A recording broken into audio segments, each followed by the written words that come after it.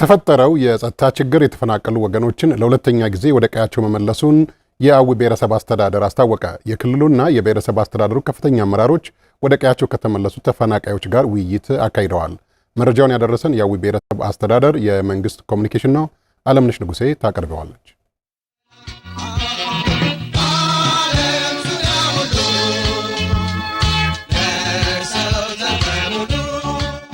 ከጸጥታ ኃይሉ ጋር በመተባበር ተደራጅተው አካባቢያቸውን ለመጠበቅ መዘጋጀታቸውን ወደ ቀያቸው የተመለሱ በአዊ ብሔረሰብ አስተዳደር የዚገም ወረዳ ተፈናቃዮች ተናግረዋል። የአማራ ክልልና የአዊ ብሔረሰብ አስተዳደር ከፍተኛ አመራሮች በዚገም ወረዳ በተፈጠረው የጸጥታ ችግር ተፈናቅለው በተለያዩ ቦታዎች ከነበሩና ወደ ቀያቸው ከተመለሱ ተፈናቃዮች ጋር ውይይት አድርገዋል። በአካባቢያቸው በተፈጠረው የጸጥታ ችግር መኖሪያ ቀያቸውን ለቀው መቆየታቸውን የገለጹት ተፈናቃዮች ቀደም ሲል የነበረውን አብሮነትና አንድነትን በማስቀጠል በደስታ ለመኖር መዘጋጀታቸውን ተናግረዋል። ተወልደን ያደግንበት ቦታ ልጅ አውጥተን አሳድገን ቤት አስይዘን የነበርንበት ቦታ ወንድም ከወንድሙ ጋር አያይዞ እንድንባል አደረገ። መንግስት እንዲደግፈን መንግስት ደግፎን እንጂ ባዷችን ይወጣን ባዷችን ነጣ ምንም ያላመጣን ሰዎች ነበር። ከበሌ ጀምሮ እስከ ክልል ድረስ ያለው አመራር ውጣ ውረዱ የሀገር ሽማግሌው የሰላም ኮሚቴው እንዲህም ሴቶች ሴክተር መስሪያ ቤቶች በጣም በመጨነቃቸው እኔ በጣም ደስ ብሎኛልና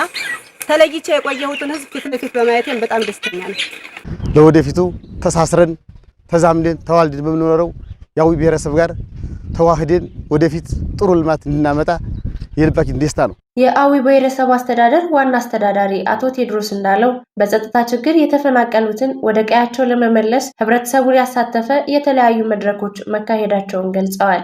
ይሄ ማህበረሰብ ኦልሞስት ከ2 ዓመት በላይ የሆነው ነው በመፈናቀል ሂደት እየተጎሳቆለ ያለው። ችግሩ ባሻጥረኛው የተደረገ እንጂ በህዝቦች መካከል አለመሆኑን ለበርካታ ጊዜ ተከታታይ መድረኮች በማህበረሰቡ ላይ የመተማመን ስራ ተሰርቷል። በትክክል ማህበረሰቡ ይሄንን ቀድሞም ያውቃል።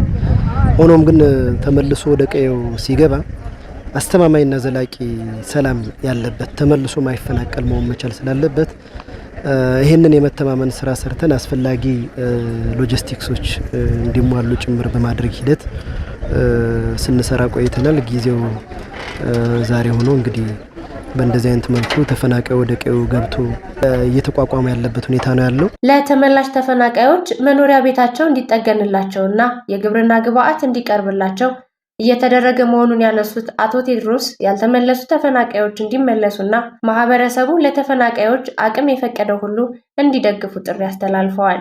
ግጭት ህይወት የሚቀጥፍና ሀብት የሚያወድም መሆኑን የተናገሩት የአማራ ሚዲያ ኮርፖሬሽን አማካሪ አቶ ግዛቸው ሙሉነህ የክልሉ መንግስት ወደ አካባቢያቸው የተመለሱ ተፈናቃዮችን በዘላቂነት መልሶ ለማቋቋም ድጋፍና ክትትል ያደርጋል ብለዋል። የጠላቶቻችንንና የክፋትን አጀንዳ በሚቀበሉ ኃይሎች ምክንያት ያንን ተቀብለን ብዙ ወንድሞቻችን አጣንበታል።